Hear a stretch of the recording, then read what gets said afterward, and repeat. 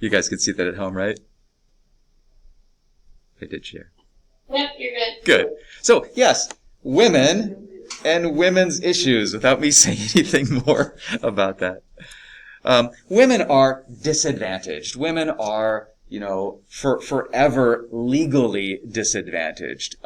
They are also socially disadvantaged, religiously disadvantaged, and so on and so forth.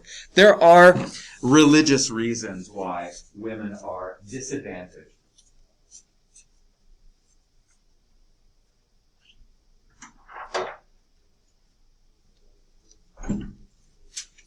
And this could, I'm going to hang out here by the microphone so that you guys can hear me.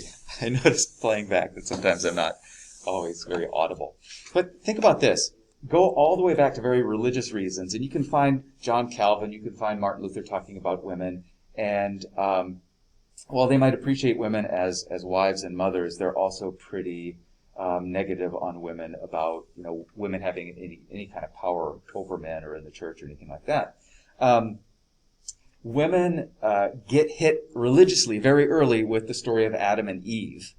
If you know that story, Eve is responsible for the sinning, according to the Bible. Eve talks to the serpent being the devil. The devil tricks Eve into tricking Adam into trying this fruit, this forbidden fruit, this fruit of wisdom. And so, boom, right there, women are getting hit with some guilt early on. And then if you think about all of the reformations that happened and so on, it's really all about men. We go forward in time and we get to a period of time like the Enlightenment, and we have Jean-Jacques Rousseau who talks a lot about women and the raising of children. And the Enlightenment is supposed to be enlightening. It's supposed to be questioning tradition in order to advance and move forward politically, religiously, economically, and so on.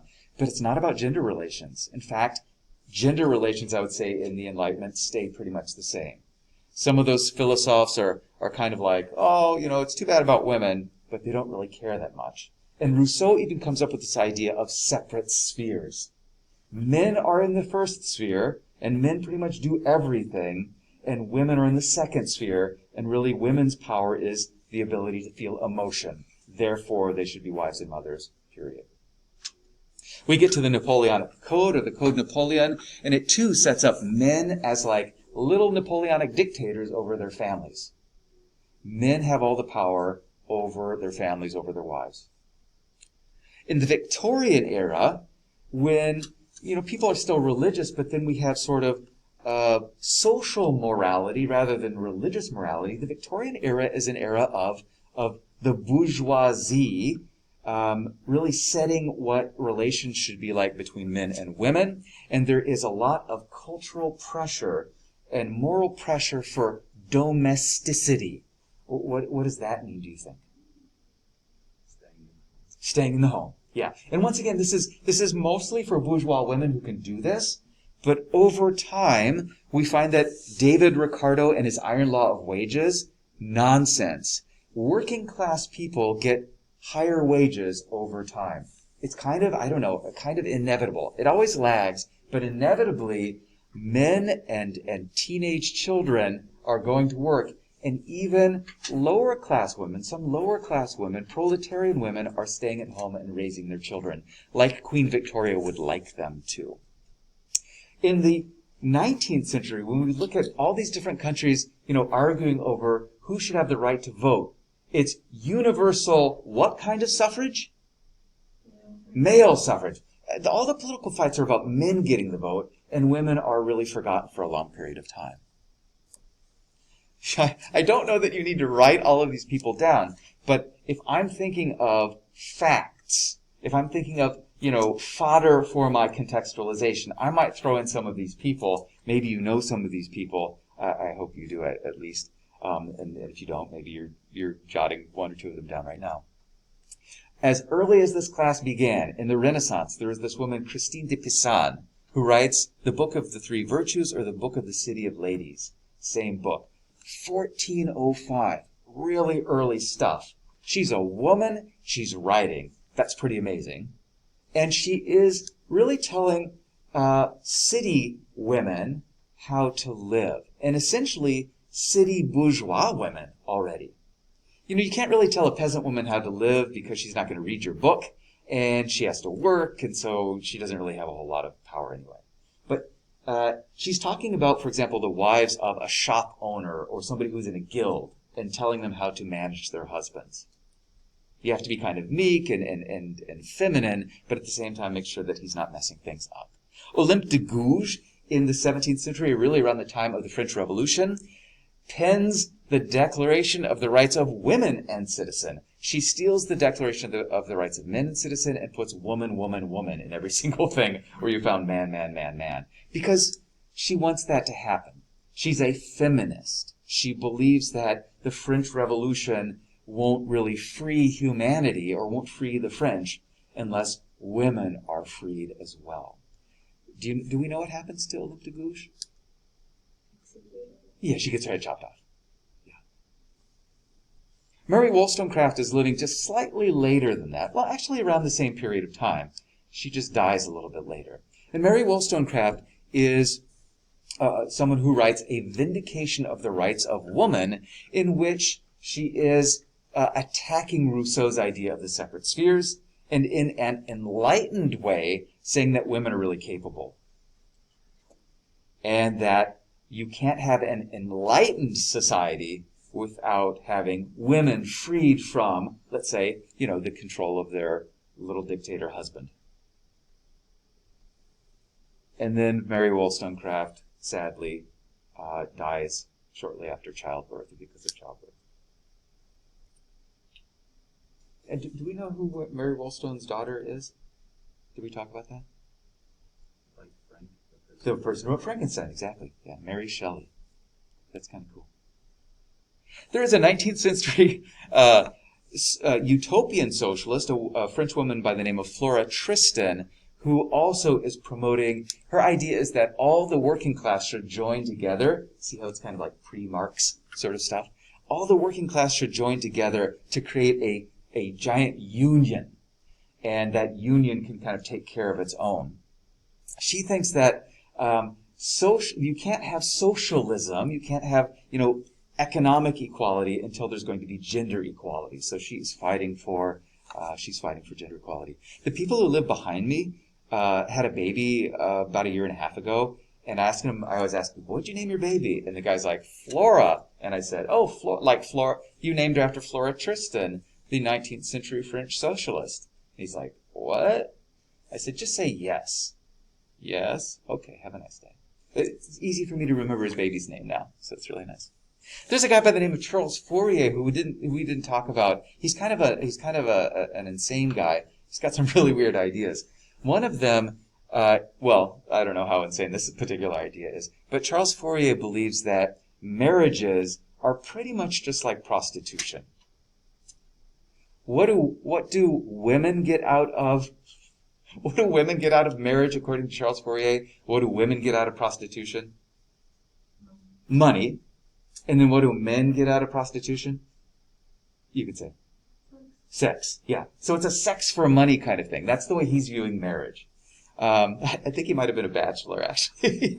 So that's his idea. He's also one of these utopian socialists. And then we have John Stuart Mill and Harriet Taylor, who together write The Subjection of Women, in which they talk about pretty late in the 19th century how women are legally subject to men and how it's not right. So a bunch of feminists who are trying to make their mark, seems like time and time again they get smacked down, ignored, beheaded, etc., etc. Well, it would be fun and nice if we could just say, well, there's this mass of people called women who all want the same thing. But that's not true.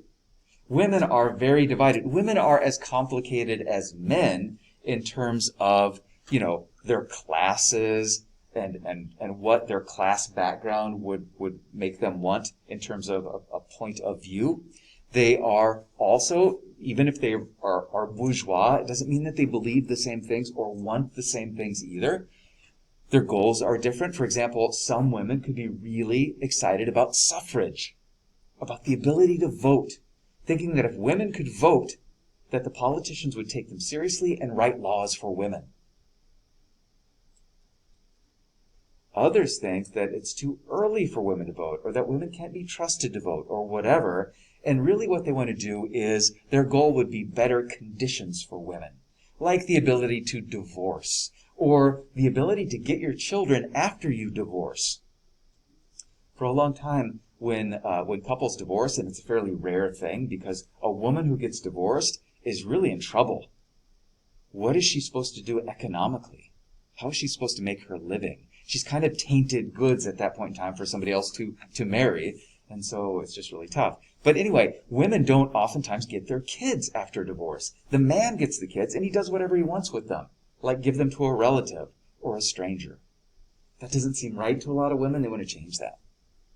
Women, too, could be divided by religious belief. We have very religious women who are going to, listen to what the church says and maybe be not so liberal, maybe be a little bit more conservative. Or you might have secular women who might push the boundaries a little bit more because they don't have to worry too much about the church telling them that they're inferior or that they should, bide their time and things like that. And then finally, they just could be politically different.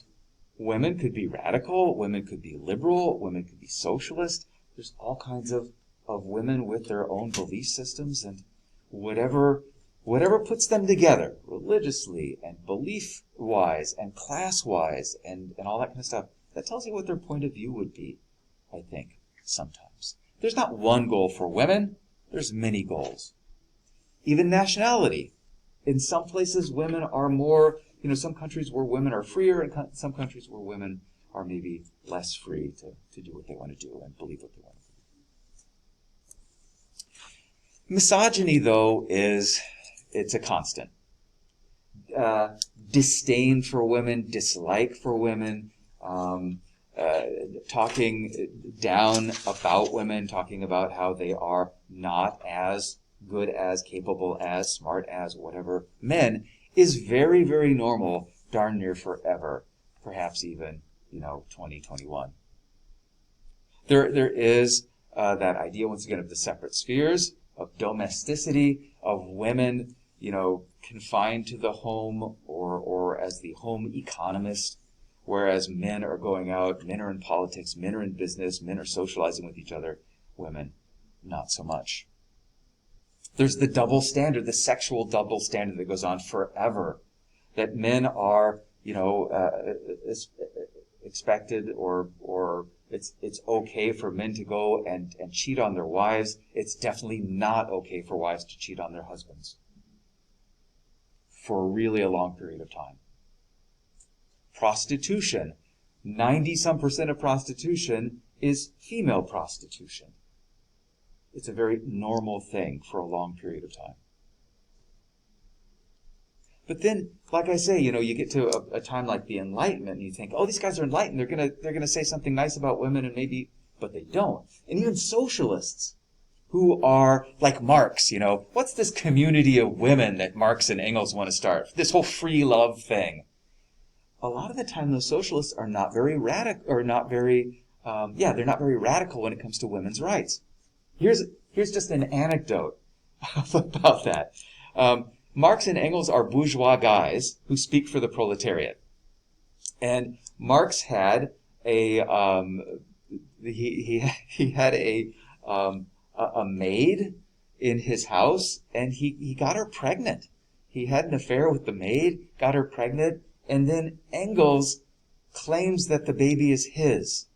They've got these, like this whole bourgeois morality thing going on, because it would be scandalous for Marx to have a wife and kids and then also a baby mama, things like that. It's ridiculous. But that's kind of how it is. And so socialists sometimes are, or even radical people, liberal people, are afraid to give women the vote, thinking that women won't think for themselves. They'll listen to their local clergymen, and there will be more conservative votes. Or if women can do every single job that men can do, then men will get paid less, because women get paid less. I think you're probably thinking what I'm thinking. Why not just pay them the same, right? Or whatever. But that's not the way it works. In fact, early days of factory work, women and children are hired with glee by the factory owners because they can pay them less than a man. They're considered to be sort of the extra workers in their family and not the main breadwinner. I'm just rushing along. You guys can stop me, or if you have any questions or anything, I'll pause for a second. We're good? Wait. Yeah. So it was okay to cheat on your wife, but not okay to get bitter, to have a child because of your affair? Yes. I think that's a problematic, and it's problematic because then somebody has to take care of that child financially. Does that make sense? Yeah, that makes sense. Okay. Yeah. Sadly.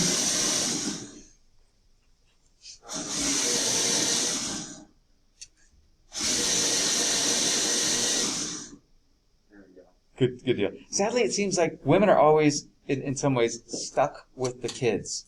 Stuck with unplanned pregnancies and even stuck with planned pregnancies.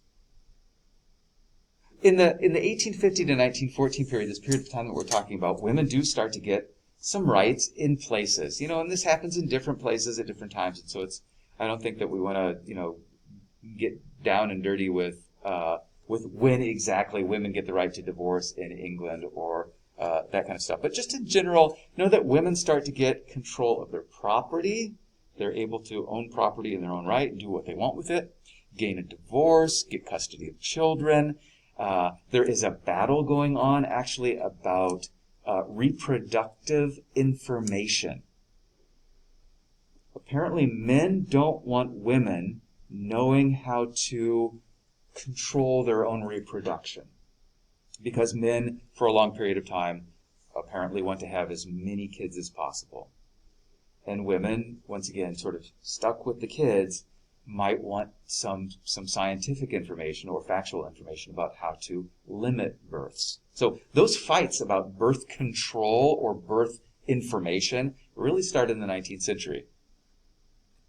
Then we get to the question of, is control of reproduction a right that women should have, or should it be something that men get to control? All the way back then, this is kind of a fight that's going on. And it won't really get worked out until, the 20th century and in some places even the 21st century. Let's look at some different countries and their feminist movements.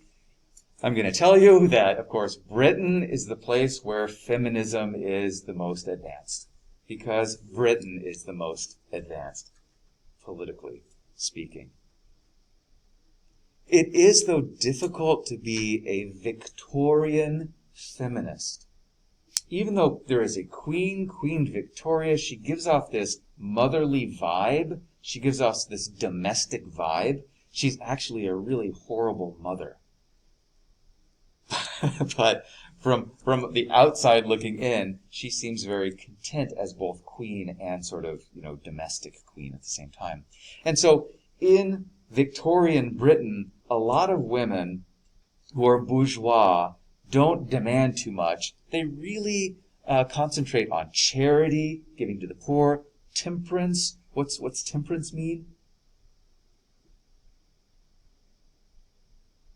Alcohol. Yeah, they hate alcohol. And the thing is, with alcohol, they assume that men like to drink to excess, come home drunk, and beat their wives and children. That's sort of the standard story of the lower classes. And so they want to forbid alcohol for everybody. And then moral issues like getting the fallen young women out of prostitution, or educating, street urchin girls so that they can have a decent and upstanding life, and maybe won't be prostitutes that their husbands will go to. So it's that kind of thing. There are, though, in Britain, a couple of political groups, one more liberal, one more radical, that are worth knowing. The more liberal feminists have a very long acronym. I think it's really kind of sad. They should have cut this down in some way, shape, or form. It's the NUWSS.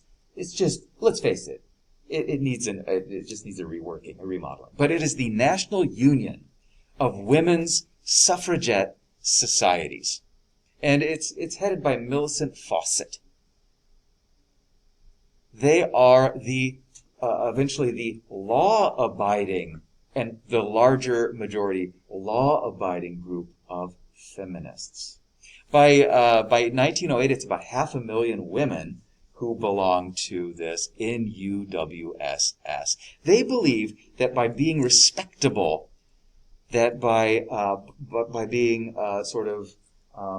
very upstanding and bourgeois, that they can prove themselves worthy of the vote. So they ask nicely for it.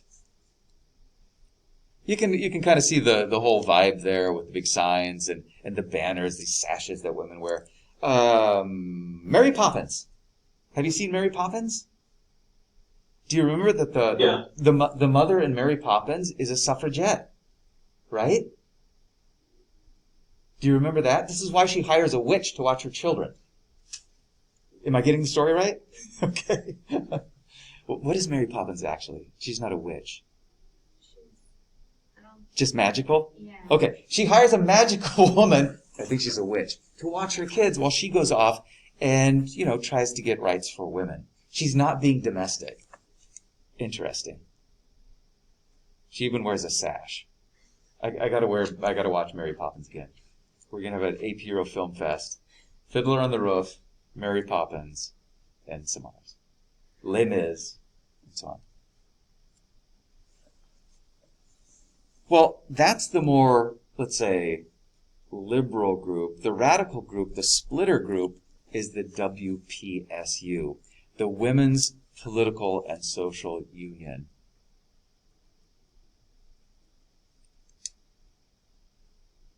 Both bad acronyms. Right? Yeah. I mean, come on. It's hard to say WPSU.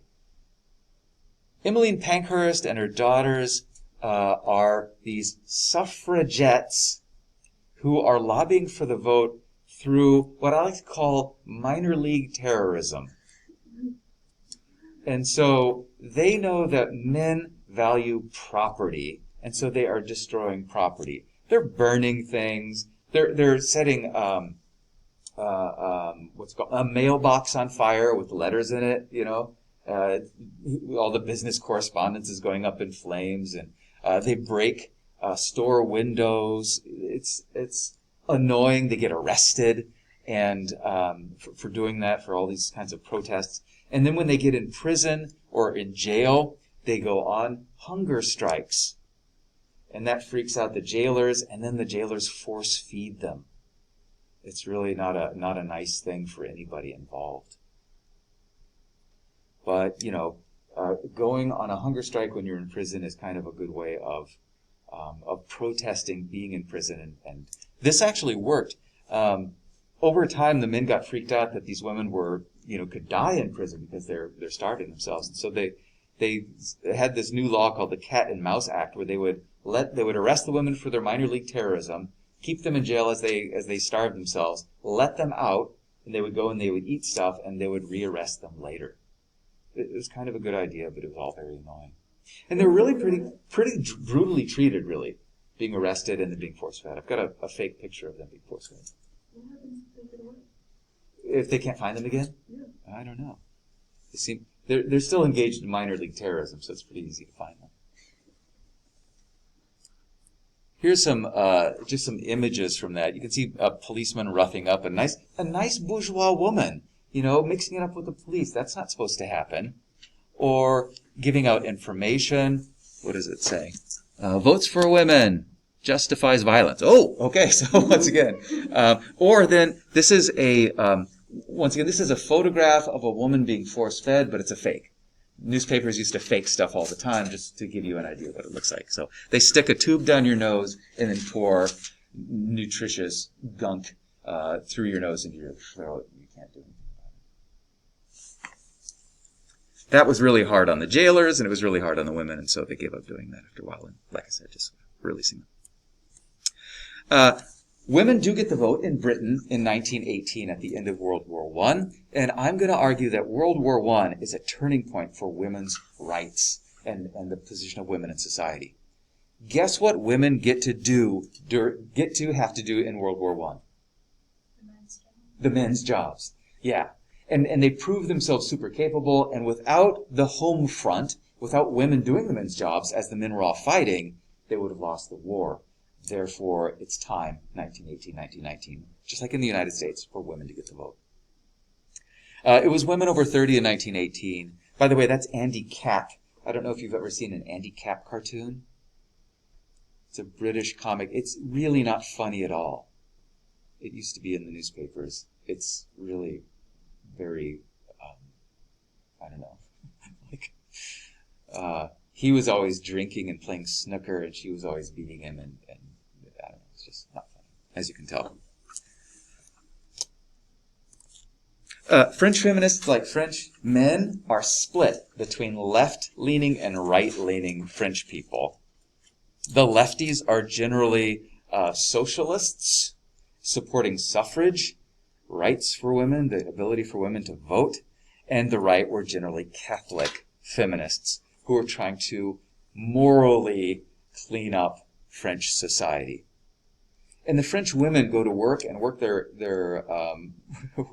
work themselves to the bone in World War I to keep the Germans from taking over all of France. And in 1918 they get nothing for it. And in 1922 they get nothing for it. And then there's another World War in which they suffer under German occupation. And in 1945, isn't that kind of ugly? So long, to have to wait in France, the cradle of revolution, for women to get the same votes or the vote to vote in national elections like in 1945.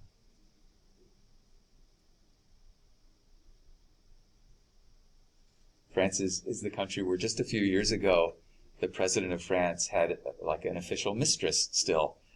And everybody just thought that was okay. Oh, it's all right. At least in the United States, we pretend like that's outrageous. German feminists have it's almost funny to say German feminists, but it's not. German feminists have kind of a unique problem. Kind of like Russian feminists, I guess, too. The farther east you go, you know how the system just kind of gets more and more backwards. But German feminists, there was a law that women just couldn't be involved in politics, period.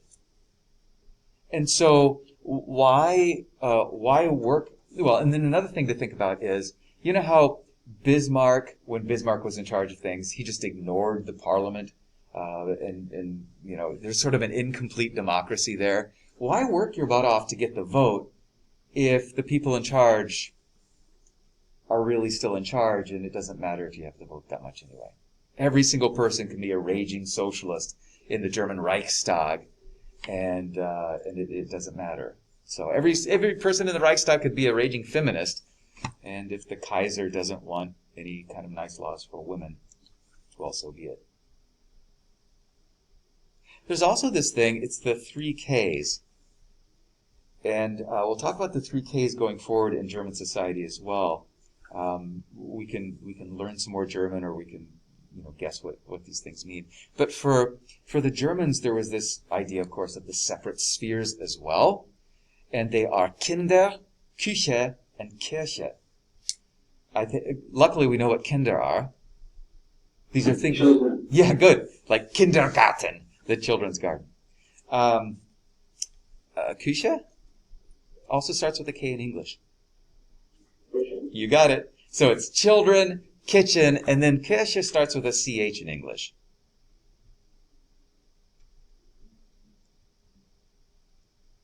It's church. So it's assumed that, and this is sort of a general thing for all of Europe, it's assumed that women are more religious than men, and that women take their kids to church. And men, what do men do when the kids and the mom are at church? Well, it's going to be Sunday. Better than work for the men. Maybe they're seeing the prostitutes on Sunday. I like that. Well, I don't like that. I'm getting myself in trouble again. What I mean to say is this. They're drinking and watching sports. Not on TV, but live, oftentimes. The beginning of soccer games and boxing matches and things like that. So, or just sleeping in. So there is a left-right split in Germany as well. Eventually, it's more religious versus more socialist. Catholic women, once again, sort of like France. Germans are going to get the vote after World War I. But, and I hope this isn't a spoiler for anybody, do you know that the Germans lose World War I? Okay. Really? Yes, thank you. And you can be upset about it too if you want to. World War I, not World War II.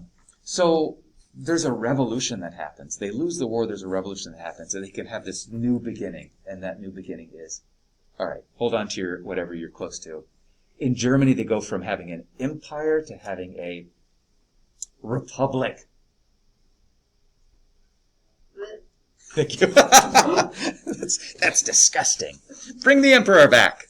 So, women's issues will be solved in the 20th century. Wait. Don't get too excited, ladies. I have a caveat with that. But in the 20th century, suffrage gets resolved. In fact, I believe the last place for women to get the national vote in normal parts of Europe, like free Europe, is Switzerland. 1974-ish, Swiss women get the vote in national elections. I'm angry about that too. It's Switzerland, for goodness sakes. Prostitution is still legal in Switzerland. Prostitution is very legal in many places, and yet the vote, 1974. What's that? Switzerland Doesn't like women. very much. Oh. That's sad. Yeah. Do you have contextual information for me? Well, they reproductive rights are really, really under Interesting. control there. I'll have to check that out. I know some Swiss women. Women get more rights, more responsibilities over time. I think that the world wars really push forward all kinds of things. The economy, technology, the ability to destroy things, but also women's rights and responsibilities and the way that women can work. Late 1960s, especially like 1968-ish, early 1970s, there's a fight, a really serious fight of changing the past, moving forward in rights for women, in rights for all kinds of different people. And so we'll talk about that when we get to it as well. But here's the caveat. Here's the bit that I want you guys to think about. Women are still not equal. They're not completely equal. There's still a lot of double standard going on. Not equal because of culture and tradition. And individual European countries, like Ellie says, in Switzerland, the situation isn't that great. In different countries, they have very different cultures of dealing with women. And in some places, in some places have female leaders already. As a prime minister or a chancellor, can you name a powerful European woman who was in charge or is in charge?